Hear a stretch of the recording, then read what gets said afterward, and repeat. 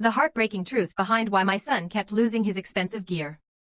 For 3 months, I was convinced my son, Leo, was just being a typical, entitled teenager. It started small. First, it was his favorite Nike hoodie. Then, his expensive soccer cleats went missing. Every single week, he'd ask for an extra $20 for tacos with the guys, but he'd come home looking totally exhausted. I finally snapped when his brand new North Face jacket disappeared. I sat him down and told him he was being reckless with our hard-earned money. I called him irresponsible. He didn't even argue. He just looked at the floor, muttered a quick, "Sorry, Dad," and headed out to practice. Well, I couldn't let it go. I followed him. I watched from my truck as the soccer fields cleared out. Leo didn't head for the team bus. Instead, he walked toward the far back of the equipment shed, where a kid named Jax was waiting.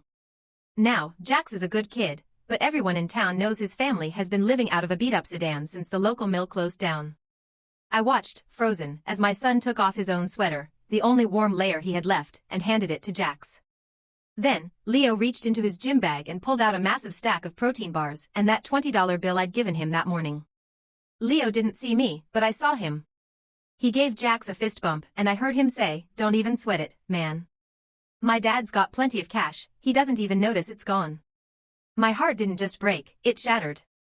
My son wasn't losing his things. He was quietly making sure his best friend didn't freeze. Now, I don't just give Leo $20.